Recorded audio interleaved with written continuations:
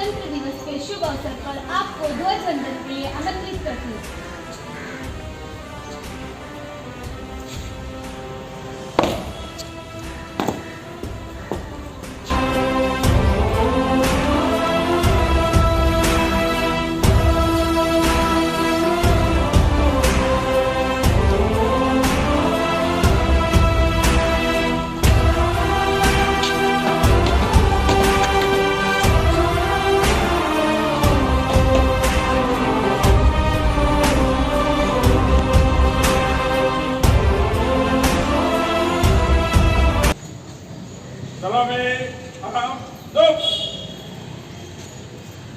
जैसे फिर एक साथ राष्ट्रगीत शुरू कर।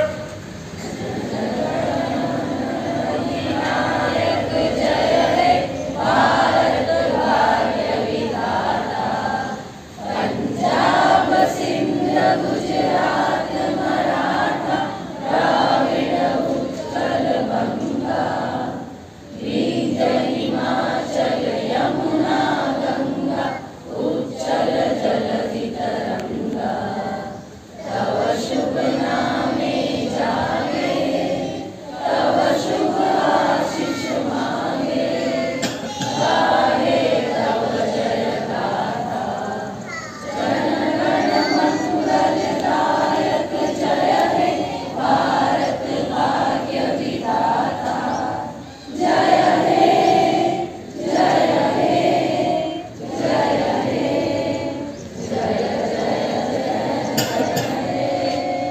एक साथ विश्राम।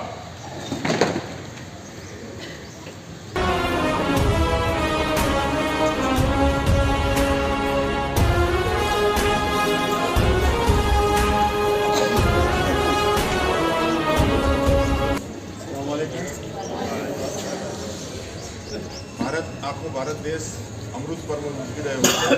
અમૃત પર્વ એટલે 75 વર્ષ અને આઝાદીને 77 વર્ષ થયા, પણ બંધારણને અમલમાં 75 વર્ષ થયા। આપણે બધા દુઆ કરીએ કે બંધારણની રક્ષા થાય, બંધારણનું પાલન થાય અને ખાસ આજના પ્રસંગે કે આપણે મોટાભાગના બધા લોકો હક માગીએ, પણ હક માગવાની અધિકાર એને જ છે કે જે પોતાની ફરજોને અદા કરે। એટલે પહેલાં આપણી જાતને આપણે નિરીક્ષણ કરીએ કે આપણે કેટલી ફરજોને અને જવાબદારીઓને અદા કરીએ। બીજી ખાસ કે આપણને આઝાદીનું મોટાભાગના લોકોને અત્યારે કોઈ મૂલ્ય નથી, કારણ કે આપણે ગુલામી ભોગવી નથી। આમાંથી કોઈ પણ એવો નથી કે જેણે ગુલામી ભોગવી હોય, કારણ કે 47 પછીના જ બધા મોડલ છે।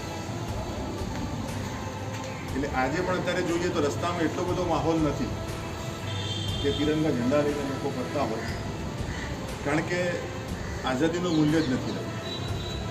એટલા માટે જ આપણા વિદ્યાર્થીઓ હોય કે કેટલાક મોટા પણ બસમાં બેઠા હોય તો સીટ ફાળતા અને પછી સારી બસની સગવડની માગણી કરી કે બસની સેવા પકડી ગઈ છે।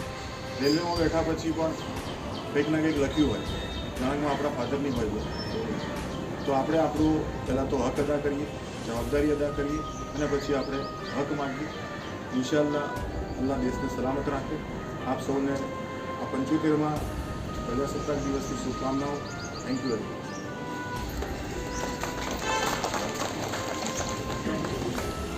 एक साथ विश्राम।